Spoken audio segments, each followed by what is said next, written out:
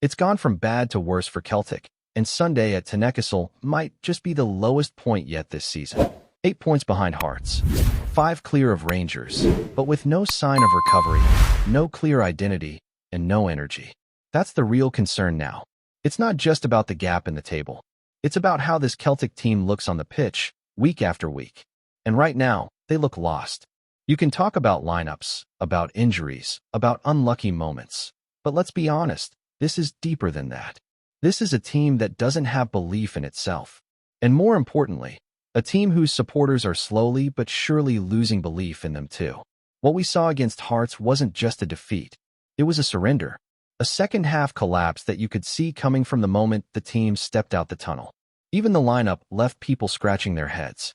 Dane Murray and Donovan on that right side, against a Hearts team flying at the top of the table, with pace and physicality in wide areas. It was a gamble. And Brendan Rodgers, who's supposed to be the experienced head guiding this team through rough waters, got it wrong again. Murray had a nightmare. And while it's easy to go in on a young player, the truth is, he shouldn't have been in that position in the first place. That's on the manager. Austin Trusty might not be a world beater, but he's played in big matches, and he's got the composure you need on a day like that. And yet, for whatever reason, he's been frozen out. Whether it's about personality clashes or one mistake Rodgers couldn't forgive, it doesn't really matter. What matters is that he was needed on Sunday, and he was sitting on the bench while the defense crumbled. That first goal was a shambles. A good save from Schmeichel, and then nobody alert to the danger. Murray swinging a foot at nothing, and the ball's in the net. But the third goal was even worse. Braga's going away from goal, absolutely no danger, and Murray dives in and gives away a stonewall penalty. A total lack of composure. But again, why is a player that inexperienced in that situation? Where's the protection? Where's the leadership? You look at other decisions as well. Negri out wide. Didn't work. Didn't work on Thursday. Didn't work again on Sunday. Kenny through the middle? Runs a lot, sure, but he's just not Celtic level. And you could feel it. As soon as Hearts made it 3-1, the game was over. There was no sense of fight. No belief. No urgency. Just a flat, lifeless team going through the motions. That's what's so frustrating. Because in years gone by, you always felt there was a way back. Even under Rodgers' first time around, or under Ange, if Celtic went behind, you still backed them to claw it back. Now, at 3-1 down, people were already switching off. Not literally, but mentally. Fans in the stadium. Fans at home. We all felt it. That sinking realization that this team doesn't have a comeback in them. And if we're being honest, it's not just about the players. It's about the manager too. Rodgers says he's still motivated, still believes in the project. But if that's true, it's not coming through in the performances. The energy's gone. The spark's gone. And if he's not reaching the players, what are we doing here? This isn't just a bad run of form. It's been building. If you zoom out and look at Celtic's 2025 as a whole, the numbers are shocking. 45 matches in all competitions. Only 26 wins. That's a 58% win rate. That's nowhere near good enough for a club of this size, with this budget, in this league. And the worst part? The longest winning run we've had is 3 games. Not 4. Not 5. 3. That is unbelievable. Every time we think we've turned a corner, like the win against Sturm Graz, we go right back to square one. There's no consistency, no rhythm, no signs of progress. It's like we're just drifting, waiting for something to change, but with no idea what that something is. And what makes it even harder to swallow is the feeling that this is all self-inflicted. Poor transfer windows. A bloated squad full of players who either don't want to be here or aren't good enough. And a manager who doesn't seem to know what to do with the group he's got. How many of those players that started at Tynecastle would get into the Hearts 11? Genuinely. 1 or 2, maybe? That's where we are. You could feel the apathy in the crowd too. And that's dangerous. The passion isn't gone. It never will be, but people are tired. Tired of watching a team that looks nothing like a Celtic side should. Tired of hearing the same excuses. Tired of the same predictable collapses. And that's where the concern starts to turn into something worse. Because this is still a salvageable season. We're still in the cups. Still in Europe. Still within touching distance in the league, but it doesn't feel like it. It feels like we're sliding. Slowly, maybe, but definitely sliding. And the people who should be stopping it, the board, the manager, they just seem to be watching it happen. We've seen this story before. The Tony Mowbray season. The COVID season under Lennon. The signs were all there, but nothing changed until it was too late. Is this going to be another one of those years? Because if something doesn't shift soon, if we keep waiting for a miracle, it might already be too late. You look ahead to Falkirk on Wednesday, and, truthfully, does anyone feel excited for that? Does anyone even feel confident? Because that's the point we've reached. We're going into a cup game against a lower league side, and there's a genuine sense of dread. Not because Falkirk are world beaters, but because Celtic can't be trusted. And that's the real issue now. It's not about opposition anymore. It's about us. Everything feels fragile. The defense is leaking goals. The midfield can't dictate games like it used to. And going forward, we look toothless. There's no fluidity, no spark, no threat. And when it's not working, there's no clear plan to change it. The substitutions aren't inspiring. The tactical tweaks don't come. It's just the same slow, labored football, and hope that someone produces a moment out of nowhere. That's not how title-winning teams operate. We've got players on the pitch right now who clearly aren't good enough, and that's not on them. They shouldn't be in this position. They shouldn't be starting big games for Celtic.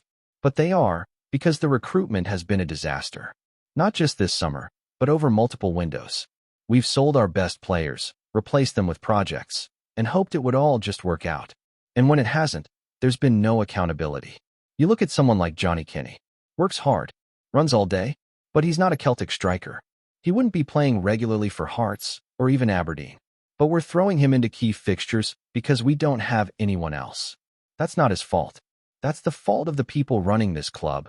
And yes, that includes the manager. Brendan Rodgers talks about balance. He talks about needing left-footers and right-footers at center half. But when you're watching a young, inexperienced defender have an absolute shocker in a hostile away ground, it's hard to take those comments seriously. We've seen other pairings work. We've seen Trusty and Scales handle much bigger games than this. So why not play them again? There's a feeling now that Rodgers is more interested in proving a point than solving problems. Certain players are being left out not because they're worse, but because they're not his signings. He didn't ask for them, so he's not playing them. And it's damaging the team. You can see it in real time. It's no longer about picking the best 11. It's about drawing lines in the sand. And that never ends well. And what's worse is that he doesn't seem to know how to fix it. Not in terms of tactics. Not in terms of motivation. Because you look at that Celtic team, especially after we go behind, and it's dead. Heads go down. The tempo drops. The body language is horrible. You used to feel like a fight back was coming. Now, even the players seem to know it's over. That's 2 league games in a row where Celtic have gone behind and never looked like coming back. That's not bad luck. That's mentality. That's about desire and leadership, and both are seriously lacking right now. McGregor, maybe, still carries that fight. James Forrest in spells. But beyond that, it's hard to name anyone who looks like they believe in this team anymore. It's not just about form. It's about culture. The culture at Celtic has shifted. There used to be a real hunger about us. A ruthlessness. Even when we weren't playing well, we found a way. Now, we just roll over. Hearts didn't need to be outstanding to beat us. They just had to be organized and take their chances, because they knew we'd crumble. And we did. And that's the thing. Hearts are flying, no doubt. They're top of the table, and deservedly so. But they weren't exceptional at Tynecastle. Celtic gifted them goals. Celtic made it easy. And when the time came to show character, we had none. That's the most alarming part of all this. Not that we're losing games, but how we're losing them. Limp, predictable, and without a shred of fight. Rodgers says it's early in the season. He says we'll come good. But where's the evidence? This isn't just a few bad games. This has been building all year. In fact, look at the whole of 2025. We haven't managed to win 4 games in a row in 10 months. Let that sink in. For a club like Celtic, in the Scottish Premiership, that's staggering. And it tells you everything you need to know about where we are. So where do we go from here? A lot of fans have already made up their minds about Rodgers. And the truth is, he probably isn't getting sacked anytime soon. The board don't act quickly. They never have. We've seen this before. They wait too long. They let things slide. And by the time they step in, the damage is done. It happened with Lennon. It happened with Mowbray. And it could very well happen again. But what's the alternative? Because even if Rodgers goes, you need to trust the board to make the right appointment. And that's a big ask right now. There's no confidence in the people making the decisions. So the fear is, we sack Rodgers, Bring in someone like John Kennedy or Maloney on an interim basis, and nothing really changes. The same players, the same problems, just a different voice in the dugout. That's the scary thing. Maybe the squad really is that poor. Maybe this is just who we are this season. A team stuck in limbo, built on contradictions and short-term thinking. A manager who doesn't want half the players. Players who don't want to be here. And a board that seems happy to let it all drift until it's too late. You want to believe it can be turned around. That January will fix it. That players will come back from injury and everything will click. But how many times have we said that already? The truth is, you can't keep waiting for a turning point. Sometimes, you have to create one.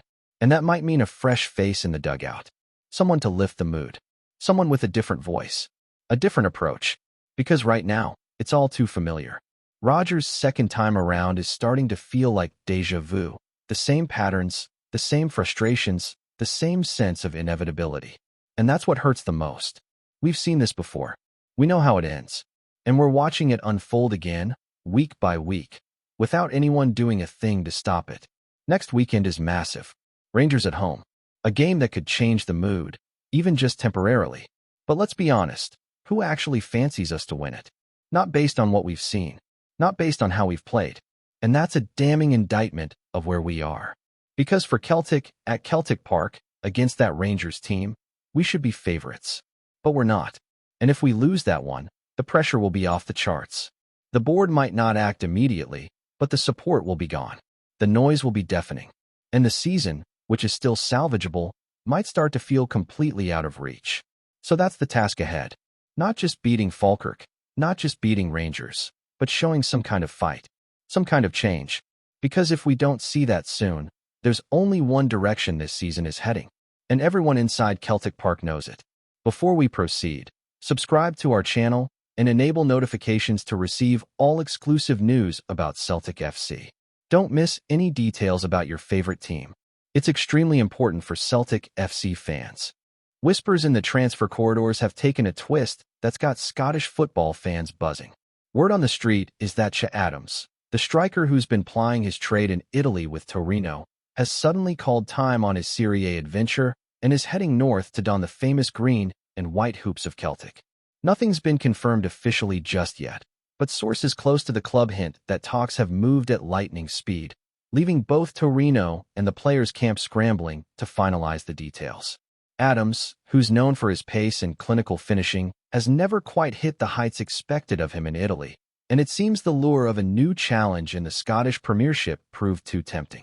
Insiders suggest that Celtic see him as the missing piece in their attacking puzzle, someone who can offer not just goals, but also movement and intelligence off the ball.